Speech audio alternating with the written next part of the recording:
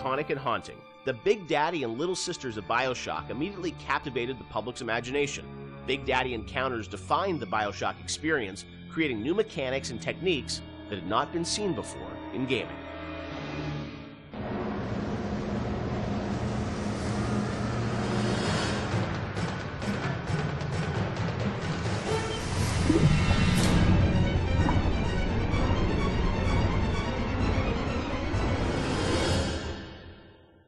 So Big Daddy, Little Sister, such an iconic moment or series of moments in this game. I'm fascinated about how that got layered in, because we talked a lot about the setting and the tone. That is still, to me, a mechanic that I remember was very unique about, choosing to engage the Big Daddy and being a fight that is going to be very aggressive and different than a traditional boss fight. I know you had an idea, Ken, of sort of 3 different types of AIs interacting in the same world.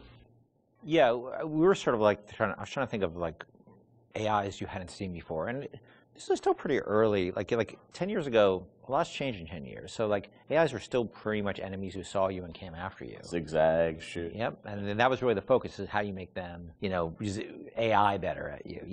So I started thinking about, are there more primal behaviors to think about? And I was watching a nature show one day.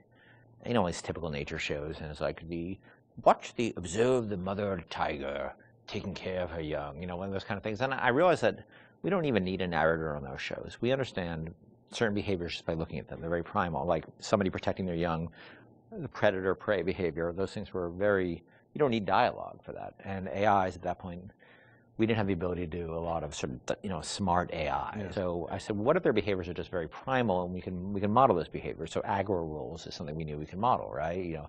How does an AI aggro on you? What are the rules for that? Could they make a aggression display rather than just attack? And can another character appear afraid and hide behind the skirts of another character? And we started talking about these things. And the Big Daddy became very quickly, the actual form of the Big Daddy became very quickly as sort of this protector creature. The Little Sister took a lot longer, ironically, even though it's a much simpler notion in a lot of ways. The initial idea came out of sort of watching a nature show, and we're trying to work within our constraints of we couldn't make super complex AIs.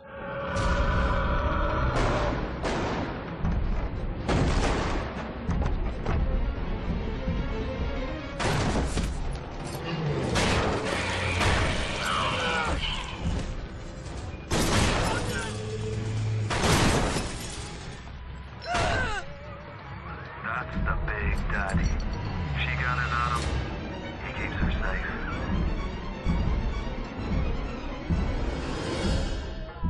Because when we first got the system up and running, this is before the playtest, we weren't really thinking about player facing these things. And we had this entire system set up that completely simulated what would happen, and you'd play through the vertical slice and you walk into a room and everybody's dead because the system would work perfectly. And you weren't there to see the fight. Yeah. And we track they weren't called Little Sisters at the time, but we track how much they were harvesting, and it was all like a Command and Conquer level simulation. Yeah. And players didn't care or notice. Yep. And so we just abandoned all that stuff. Yeah, so that took us a step towards, how do we present this to the player, then how do we make the gatherers, which we called them at the time before Little Sister design came on, like how do we make them empathetic towards the player? How do we make the player want to engage with that? Because at the time they were just slugs.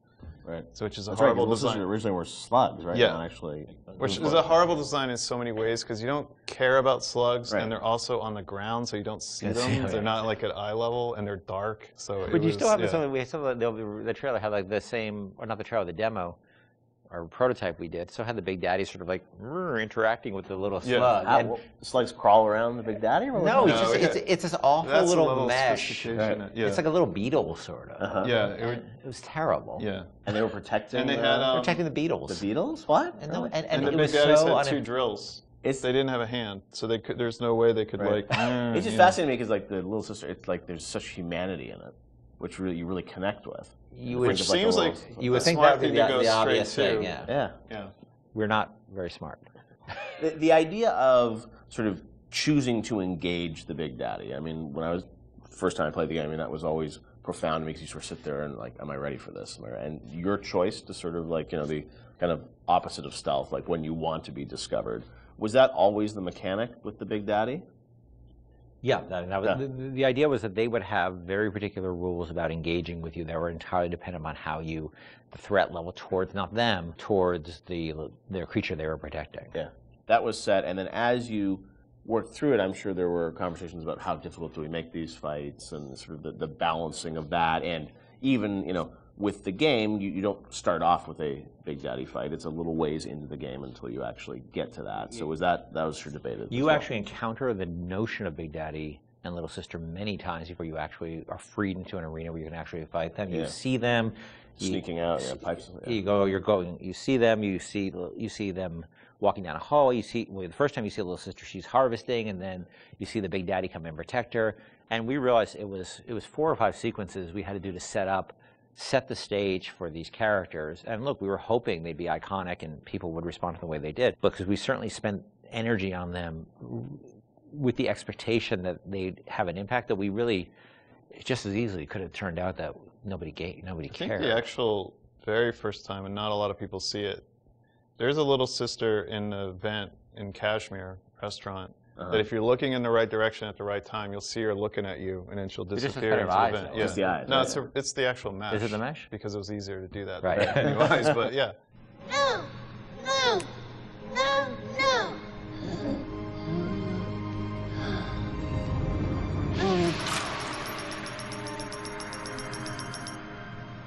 Thank you. The path of the righteous is not always easy. The thing as you play through the game, you know, I think the moments with those sort of encounters certainly stand out to the player. For you guys, as you were developing it, was there a debate about how often to sort of have those encounters? Like, you know, like how many Big Daddies would there be? How would that play out? I mean, was that something that sort of changed as you? No, I think we decided there would be 3. I think it was 3 per level. So 3 and 2 in smaller levels. We did have a third Big Daddy that was mostly finished, but we couldn't make it fun. Like that last 10% of an AI is always like, where's the fun? Like, how do you really make it fun? I think they put it into BioShock too, didn't they? They might have, yeah. They might have, I don't know. But, you know, it was fully rigged, fully animated, but we just didn't have the time we needed to really, really polish it, so we ended up shipping with the Bouncer and Rosie.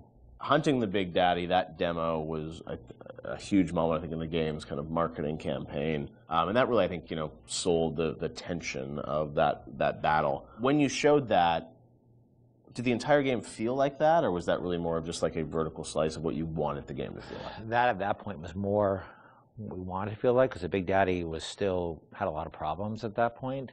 But we were confident we could do that. Like, we wanted to make sure that was an experience we could deliver on. And it was like it functioned, but it would do really weird things. Like, it had this tendency at the time to, if you did the wrong thing, that it would turn into basically a super ball and start like a tiny little super ball. The Big Daddy would go, turn to a super ball and start bouncing off the ceiling and walls like a million miles an hour. Do you remember why you did that, or what was going on? I'm sure it was some physics bug that we were, And so that actually happened. Sometimes we were doing the demo, and Joe Falstick, who was the guy running the demo with me in Barcelona, was very good at making sure that he turned away from the Big Daddy. Like, oh yeah, I guess we killed the Big Daddy. He must be dying over there.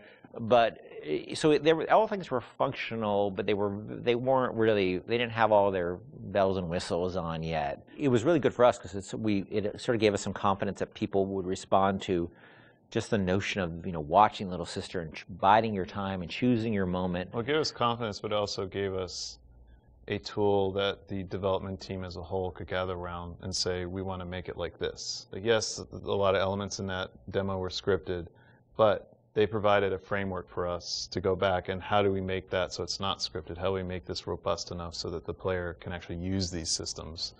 So it was something that we could point to and say, you know, all right, how are we going to do this? Like, let's break it down and let's figure it out. And that was like in September, and actually the game was done in February, March, so we weren't that far off. A lot went into it in those final months, but it was a big confidence boost for us because we thought it was the most important thing about the game, besides the world, was this sort of Big Daddy, Little Sister concept. And if people didn't care about it, it would have been a problem for us because we spent a lot of time on it.